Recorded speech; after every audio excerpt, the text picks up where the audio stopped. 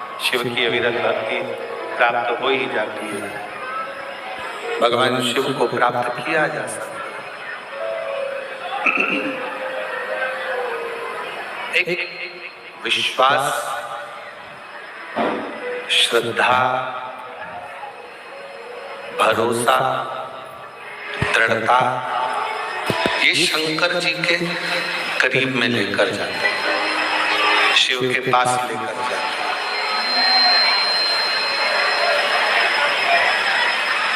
कितना सुंदर एक प्रसंग आता है।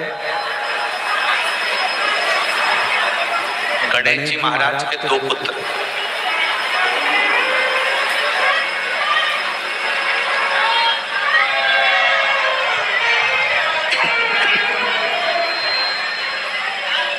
भगवान गणेश जी महाराज के दो पुत्र, शुभ और लाभ। जम के बोलो, क्या नाम है? शुभ और लाभ। एक बार दोनों बैठे हुए और अपनी माँ रिद्धि सिद्धि के पास में विराजमान, अपनी माता रिद्धि सिद्धि के पास में। आवाज सेट नहीं हो रही, गला पकड़ रहा बहुत तेज।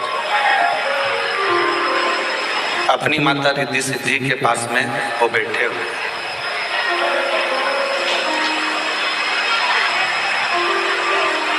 थोड़ी देर भ्रमण करा, फिर उठकर आ गए और फिर उठकर आने के बाद में फिर रिद्धि सिद्धि के पास फिर आकर रिद्धि सिद्धि के पास फिर आकर फिर विराजमान।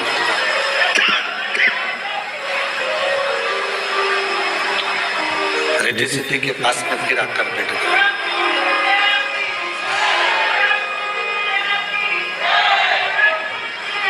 कुछ समय का शंभू मांगो घड़ी रे घड़ी, दुख काटो, दया करी निदर्शन आपो। शंभो शरण शंभू शंभू शंभू।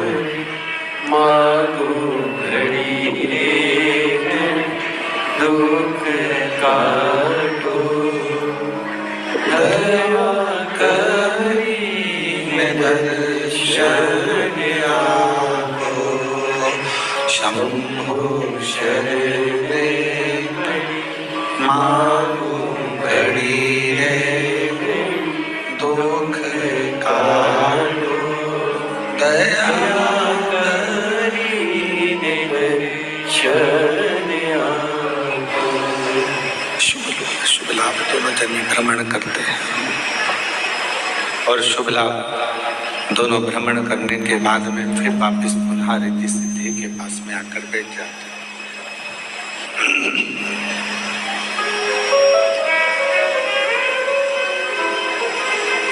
आज गणेश जी से मिलने के लिए, रिद्धि सिद्धि से मिलने के लिए, गणेश जी से मिलने के लिए, रिद्धि सिद्धि से मिलने के लिए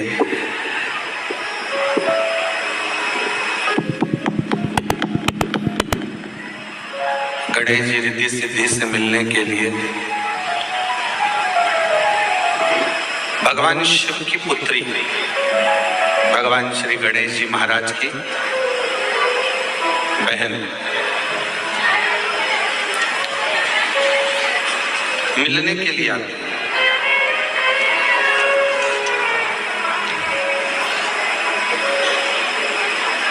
जया, विषहरा, श्यामली बारी, दो तली और देव। उसमें से देव मिलने के लिए गणेश जी के पास पहुंचे।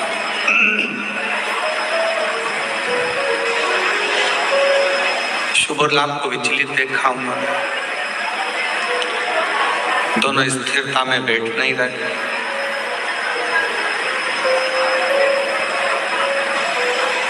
फिर भ्रमण करा, फिर आए रिद्धि सिद्धि के पास में फिर बैठे, फिर भ्रमण करा, फिर आए रिद्धि सिद्धि के पास में, फिर बैठे।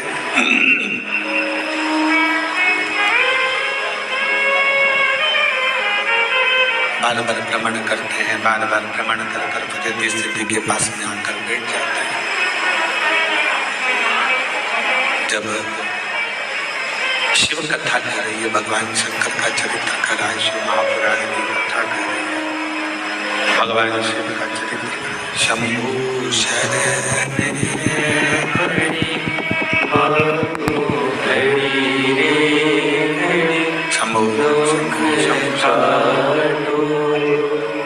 दया करी निदर्शन आपो, शंभु शरण पड़ी मांगो घड़ी दुख काटो। दया करी निदर्शन आपो, शंभु शरण पड़ी मांगो घड़ी रे घड़ी दुख काटो। दया करी निदर्शन आपो, शंभु शरण पड़ी मांगो घड़ी रे घड़ी दुख काटो। दया करी निदर्शन आपो, शंभु शरण पड़ी मांगो घड़ी रे घड़ी दुख काटो। दया करी निदर्शन आपो, शंभु शरण पड़ी मांगो घड़ी रे घड़ी दुख काटो। दया करी निदर्शन आपो। रिद्धि सिद्धि की गोद में आकर शुभ लाभ बैठ जाते हैं। देखा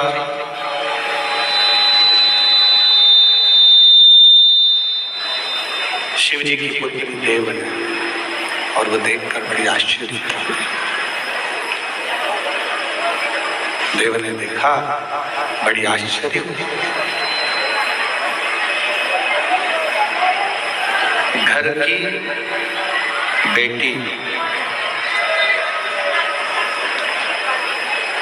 घर की बुआ, घर की बेटी, घर की माँ, घर की नारी, घर की स्त्री,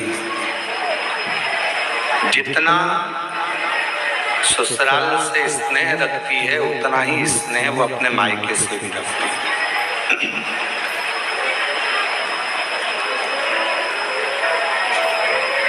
दुनिया के लोगों ने आजकल एक मोबाइल पर रील बनाना प्रारंभ कर दी कि बुआ आती है, तो लोग वो रीलों में देखना, आप इंस्टा पर बहुत सारी रील चलती है, बुआ आती है और वो घर के भतीजा भतीजी कहीं कोई रील में कुछ बोलते हैं, कोई कुछ बोलता है, कोई भाई, कोई भाभी, कोई भतीजा, कोई भतीजी, कुछ भी बोलते रहते हैं।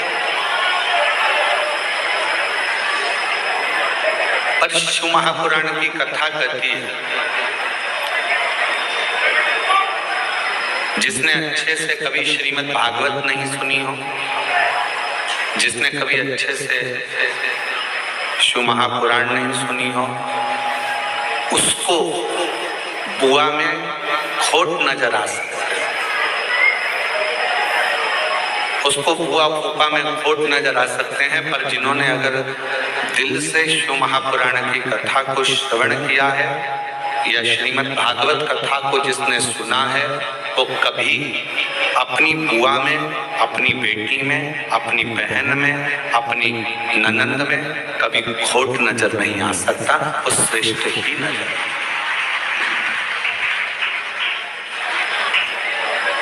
कितना सुंदर कहा है श्रीमद् भागवत में कि प्रहलाद की बुआ का नाम क्या था? जम के बोलो, अच्छे से बोलो, जम के। होलिका। आप कह रहे हो कि वो होलिका हिरण्यकशिपु की बहन थी, और अगर शास्त्रों का अध्ययन करेंगे तो उसमें निकलेगा, शिव महापुराण के माध्यम से जब सरंगेश्वर भगवान की कथा को हम सुनते हैं, शिव महापुराण में सरंगेश्वर महादेव की कथा यदि हम सुनते हैं तो उसमें आपको होली का नाम नहीं मिलेगा।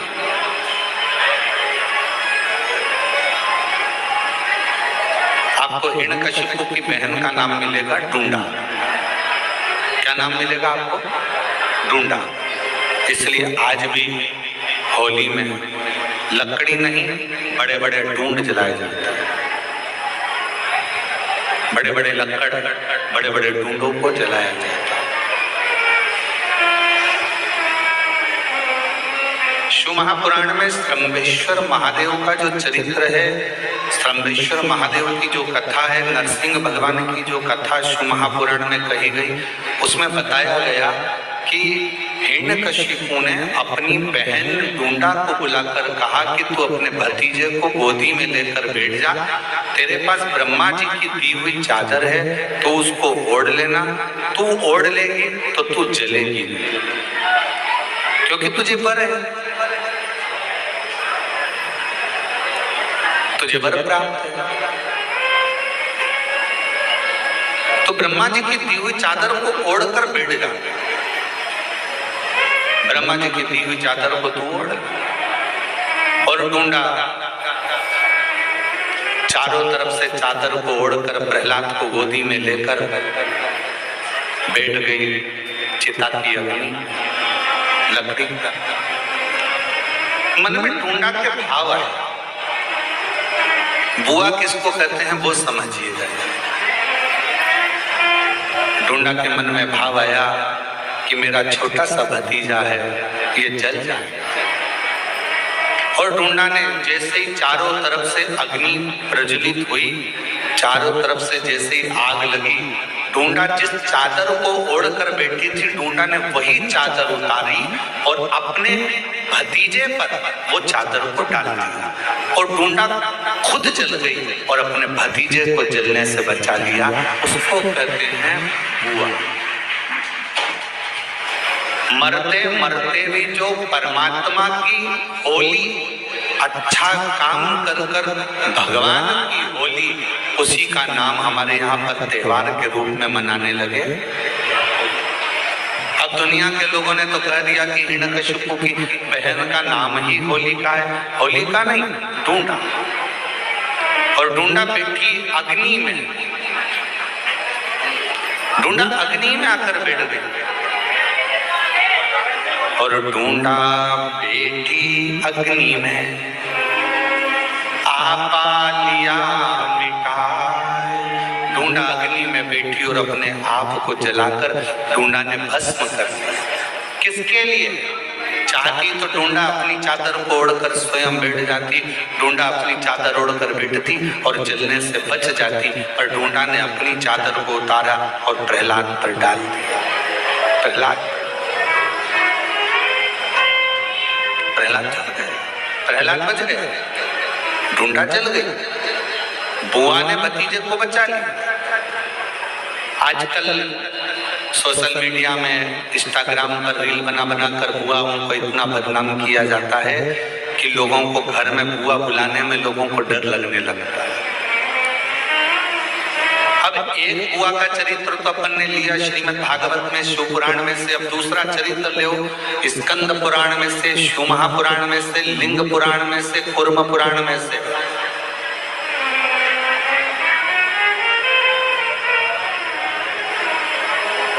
अब दूसरा चरित्र लीजिए। भगवान शंकर की 6 बेटियां जया, विषहरा, शामरीवारी, दौतली, देव। 5वें नंबर की जो भगवान शंकर की बेटी है देव, वो 5वें नंबर की बेटी एक दिन अपने भाई श्री गणेश जी महाराज से मिलने के लिए आई।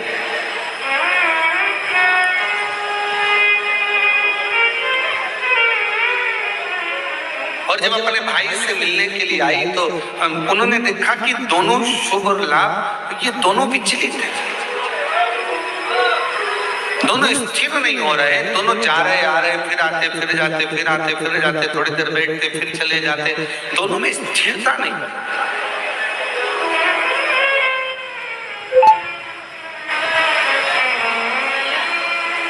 और जैसी देव आई, शुभ लाभ दौड़ कर गए अपनी बुआ के पास, बुआ बुआ बुआ बुआ करते करते,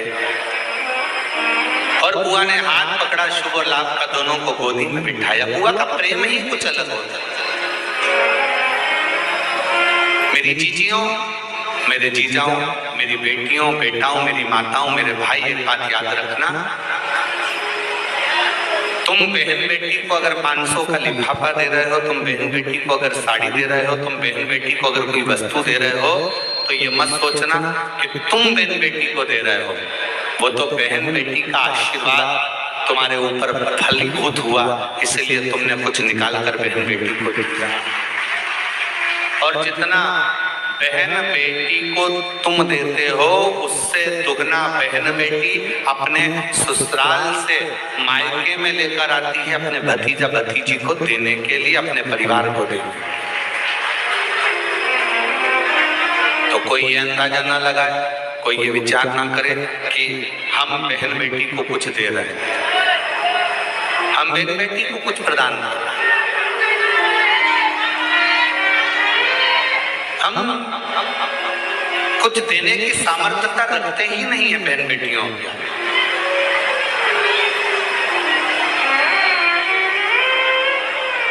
शिव कथा कर रही है, भगवान शंकर का चरित्र कर रहा है। देव ने देखा, भतीजों को गोदी में बिठाया, शुभ और लाभ का चेहरा देव देख रही थी, और भतीजे बुआ बुआ कर कर मुंह सुखा रहे थे। तभी इतने में देव ने पूछ लिया, बुआ ने पूछ लिया, क्या बात है शुभ लाभ, तुम स्थिर नहीं हो, तुम एक जगह बैठ नहीं रहे हो, क्या हो गया, क्या बात है, तुमको कुछ चाहिए क्या, तुम्हारे हृदय में कोई दुख है क्या, तुम्हारे हृदय में कोई तकलीफ है क्या, तुम्हारे हृदय में कोई कष्ट है क्या, क्या हुआ क्या है, बोलो।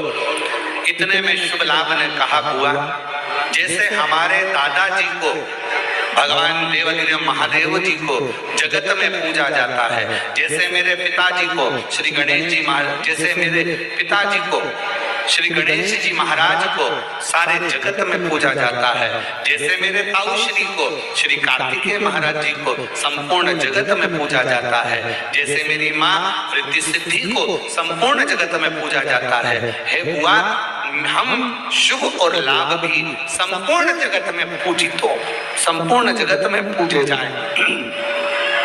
ऐसा क्या कर्म किया जाए, ऐसा क्या करें हम, क्या। तब बुआ ने उसी समय पर, बुआ ने उसी क्षण, उसी घड़ी अपने भतीजे शुभ और लाभ से कहा कि तुम्हें चिंता करने की जरूरत नहीं है, आज मैं तुम्हें एक मंत्र प्रदान करती हूँ, और उस मंत्र का जाप यदि तुम निरंतर करोगे तो निश्चित है कि तुम एक ना एक दिन शिव की अविरल भक्ति को प्राप्त करोगे दादाजी की, और तुम भी जगत में पूज्य हो जाओगे, ये निश्चित। अब देखो भगवान शंकर की कथा कर रही है कि एक बहन बेटी अपने भतीजे को भी संसार में पूजित करने का कार्य कर रही है।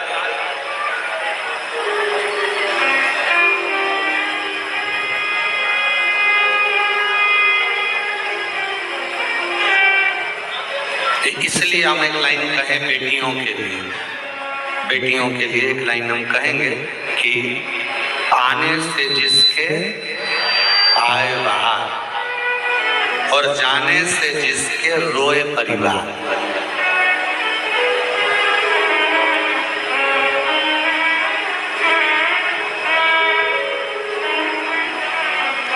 जिसके आने से पूरे घर में खुशियां छा जाए, जिसके आने से पूरे घर में आनंद छा जाए, समझ लेना वो कोई और दूसरी नहीं, घर की बहन बेटियां होती हैं, जिनके आने से शोभा हो, जिनके आने से सुख बढ़ता, जिनके आने से आनंद बढ़ता।